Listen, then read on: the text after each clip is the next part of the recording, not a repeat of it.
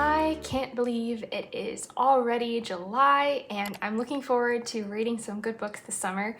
And the first one that I want to talk to you about is the Big Book support group pick. I asked for your help on Instagram and here on my YouTube channel to help me choose which large book you'd like me to read during the Big Book support group this July through September. So I was a little bit surprised by the results, but I am delighted nonetheless to be reading Anna Karenina by Leo Tolstoy. This is going to be my summer read as far as a big classic, and I will be taking you through my different methods I'll use to read this book. And if you're planning to read this summer and you'd like some company, feel free to click the link in the description box below to find out more about the Big Book support group. Or even if you're not quite ready to take on a big classic like this one, if you have a smaller book but it intimidates you just as much as this, we're gonna give each other some helpful tips as we read together. We're gonna have some fun discussion times as we progress through the books that we're too afraid to miss out on, but we're a little scared to read. And you might think, well, since you have such a large one leading off the list, the other books must be much smaller, right? And that's where you would be slightly wrong. This month, I had also planned a special video where I'm going to be reading 3 to 4 books that have to do with a ocean voyage. So for the month of July, I've picked several books that I felt fit that category to do a vlog about them. I think it's gonna be really fun. I know that some content creators prefer not to share their video ideas in advance, but I thought it would be cooler to let you know what I'm gonna be reading so that if you wanna pick up any of these books, you'll be in good company this month. The first one is going to be Frenchman's Creek by Daphne du Maurier. This book is going to be a buddy read I'll be doing with Chantel Reads All Day because I was selected as her Patreon of the month and she let me pick a book that we would buddy read together, and this was on my list for that ship challenge. I am looking forward to reading it. This will be my second book by the author. I have also read The House on the Strand, which I was impressed by. It did not make it to my favorites list, but I did enjoy my time with it, so I'm interested to see when pirates are introduced into the mix.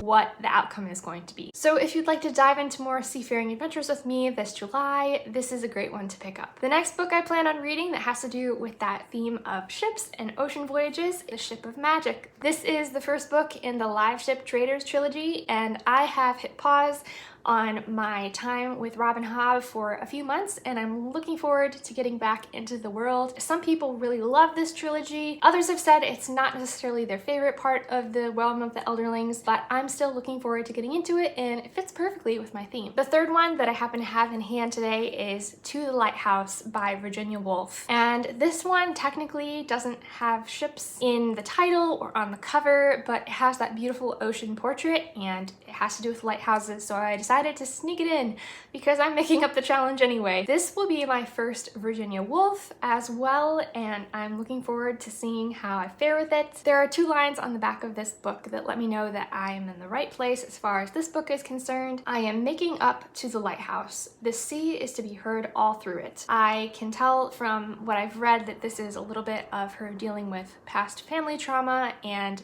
perhaps musing on the mirror between her family relationships and that of sea change, and I'm looking forward to reading it this month. These are the 3 that I have in hand, but I'm still waiting on one to come in from the library for that reading vlog, and that will be something that will be coming later in the month, probably the 3rd or 4th week of July. Continuing in a series that I have started this year, I'm looking forward to reading the 3rd and final book in the series Blackthorn and Grimm by Juliette Marillier, and I have heard that this one is very emotional, that there is a lot of character development that comes to fruition in this one. Still set in the same world, still featuring our 2 main characters, and I have not read any synopsis beyond that because I really like to go into these not knowing anything. One of the books that I just mentioned in my mid-year book tag that I was looking forward to reading soon arrived just in time for my July TBR, and that is Monsters, A Fan's Dilemma, and the author is Claire Detter. It is a non-fiction book about the topic of following and being fans of celebrities, of artists who have work that you admire, but they're not necessarily the nicest people. This book kind of dissects that topic and gives some suggestions for how you can approach it in your daily life.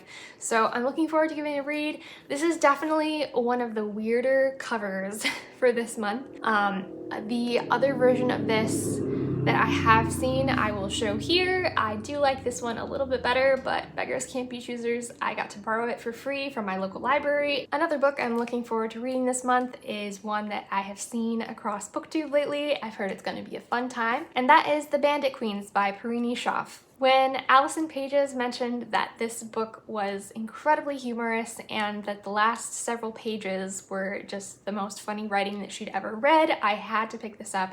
And I confess that I had gotten this out from the library and then realized it wasn't the right time for me to read it, and then her review just sent me back to get it again, because I have a feeling that some of my reading this month is going to be a little bit more heavy, a little more mysterious and adventurous, and so I'm looking forward to having something that's a little bit more light and fluffy. I know this one has murder in it, so don't judge me for saying murder is light and fluffy. The synopsis of this one is that the main character lives in a village where her husband suddenly dies, and the other women in the village think that she was the cause of his death. And they end up asking for her help with their own marriages and their own problems. And instead of correcting them, she decides to relax into it. And so hijinks ensue, I feel like, is the best next thing to say about that. I'm looking forward to reading this one. It's got a lot of happy readers lately, and I think it'll be a great pick for a summer month. The last one in my TBR for July is Family Lore by Elizabeth Acevedo. This copy is an ARC that was given to me via a Instagram contest, and it's published by Echo. This is one of the book covers that I had posted about on social media shortly after I did my judging books by their cover tier list. I'm looking forward to giving it a read. I love the cover design. The rattan chair and the flowers isn't just flowers, which I feel is kind of overdone lately,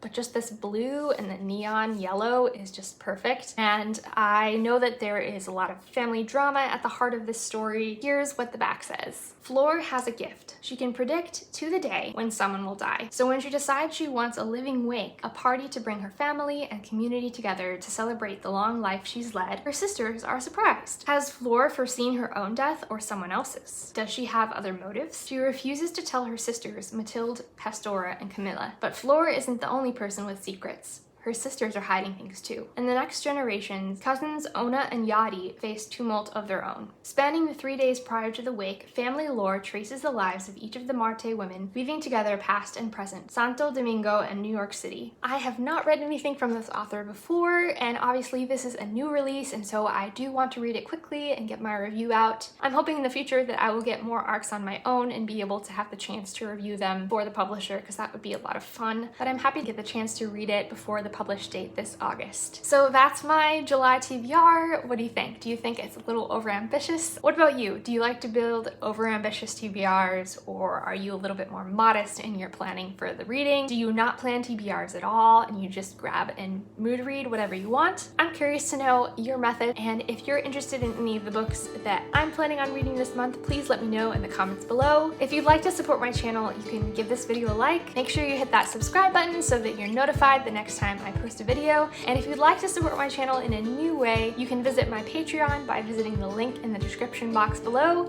And I look forward to talking with you about books soon in another video.